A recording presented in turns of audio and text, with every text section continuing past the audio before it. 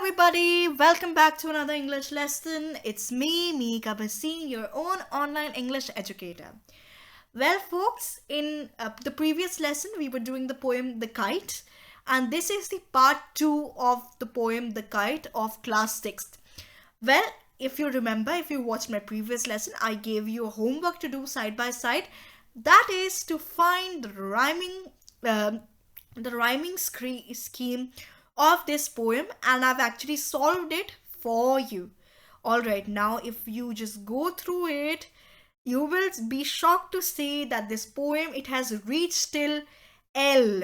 Now usually in the poems, it does not reach till such alphabets, but you will see that this poem, it has no definite rhyme scheme. Alright, it's sort of a free verse where there's a diversity of words with different ways of pronunciation, and that is why it has reached to L. Now let us see how I got with this rhyming scheme. Okay, and if I go wrong anywhere, you can always point that out in the comments. All right, okay, now let's go line by line. How bright on the blue is a kite when it's new. So blue and new are rhyming, so A and A. With a dive and a dip. Now dip is, another word with different pronunciation, so I've written B here. Alright. It snaps its tail. So dip and tail don't rhyme, so I've assigned C to tail. Then soars like a ship. So here dip and ship are rhyming. So whatever letter I'd given to dip, I have given it to ship. So it's BB with only a sail. Again, tail and sail are rhyming. So C. Same letter assigned. As over tides, D. Of wind it rides. So again, D. Tides and rides. Climbs to the crest of a gust and pulls.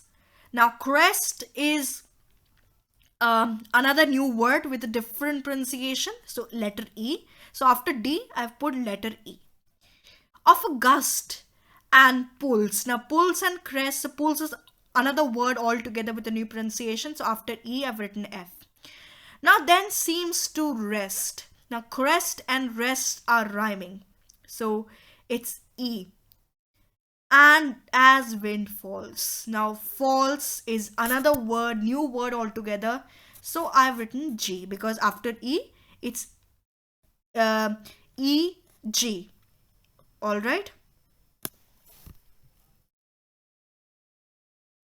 sorry, after F it is G. All right, because I've used F before, so this is the confusing part, that the rhyming words will have the same letter and we'll go alphabetical wise. No matter if F is coming before E here, you still have to go in the alphabetical order. So after F it is G because E was only used because crest and rest were rhyming. Alright. When string goes slack, you wind it back. So H and H. Alright. And run until a new breeze blows. So until is another word with a new pronunciation, so I. Blows, different pronunciation, J. And its wings fill. So until and fill, same pronunciation, I and I. Blows and goes, J and J. How bright on the blue is a kite when it's new. Now again, if I scroll up, blue and new, so again blue and new, same words here with same pronunciation, A and A. All right, so you need to remember what sort of rhyme you've assigned the letter to. But a regular thing you never will see. So think, another new word here, so after J, so I've written K here. You never will see another pronunciation, another word of pronunciation, so L.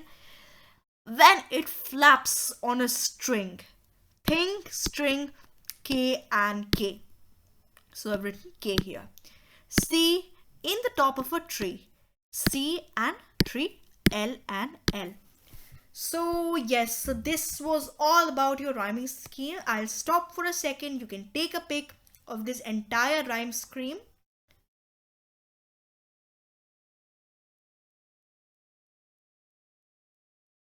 All right. Okay. So you can match your answers with this. All right. Now, for these sort of poems, it's a little difficult to catch up, but it's a good exercise. And that was my entire motive behind giving you this homework. Now, let us come to the Kite poem summary. In the clear sky means when there are no clouds. I'm sorry, I'll just remove this. A kite will look bright in it.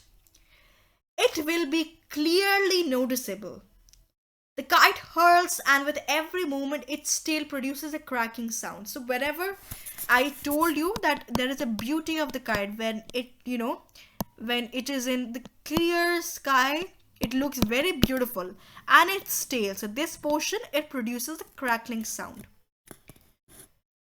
Then, while flying, all of a sudden the kite goes high on top, just like a ship goes up and down on the top of waves with a sailcloth.